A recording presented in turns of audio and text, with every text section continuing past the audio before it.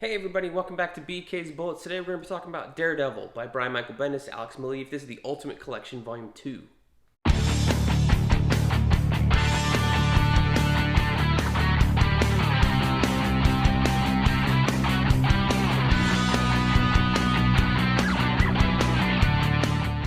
Hey everybody, and welcome back to BK's Bullets. As always, I'm your host, Brent. And today we're going to be reviewing the Daredevil Ultimate Collection, Volume 2 by Brian Michael Bendis and Alex Maleev. Now, before we get into the review, let me ask you, please do one thing. Please subscribe. It helps me out, helps the channel grow, lets you know when I drop new videos, all the good stuff. So, Daredevil, Man Without Fear. This collects issues 41 through 50 and 56 to 65. I'm not sure why the gap. I guess I could have done some more research. I don't remember the gap there the same way I remembered the Bob Gale gap on the last video I did with Volume 1. But there is there's like a time jump here after issue 50 to 56. So maybe that gap maybe doesn't explain it or it's a fill-in. I don't know.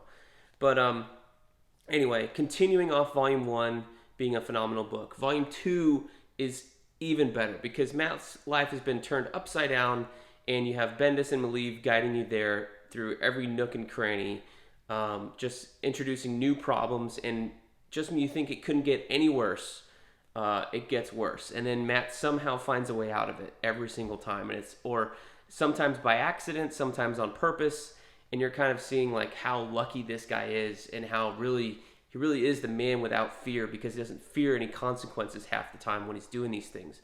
And that's an astonishing character to write and read because you're just like, man, are you really doing this? Are you serious? And then it's just like he has no fear of consequences because his life is what it is at that point.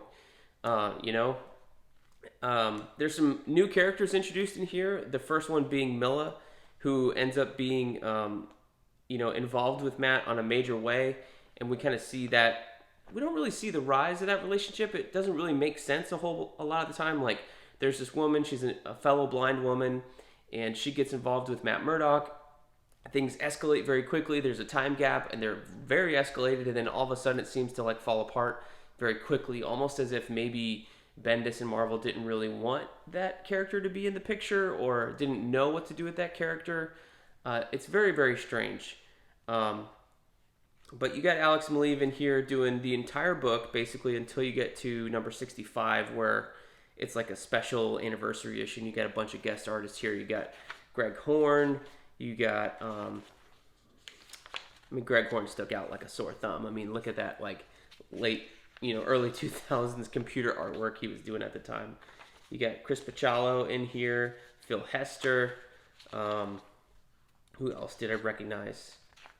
There's a Punisher in here. There you go. Oh, Phil Hester does a bunch of pages. I think that's mainly it. Some Jay Lee pin-ups, stuff like that. But yeah, I really did think this is a great book. So in this book, you have Matt still navigating how to be Daredevil and not be Daredevil at the same time in the eyes of the public. And then that escalates even more as the Kingpin, who we thought was dead in the middle of the last volume, returns and makes a play for his old territories. And Matt just kind of goes ham on him and ends up, declaring himself Kingpin.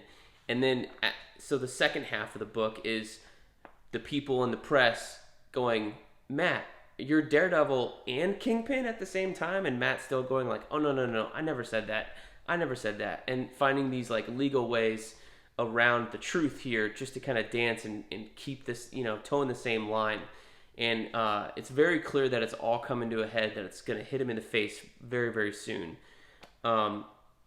There's a wonderful sequence in here with a bunch of Yakuza guys that Matt fights at like the first issue back after this big gap with this beautiful fight scene that Alex Maleev illustrates. And then the follow-up to that, the entire saga with the Yakuza, is just Matt being Matt Murdock, not really being Daredevil. And you have the FBI getting involved and just kind of like everybody, escalating everything until Matt can't take it anymore.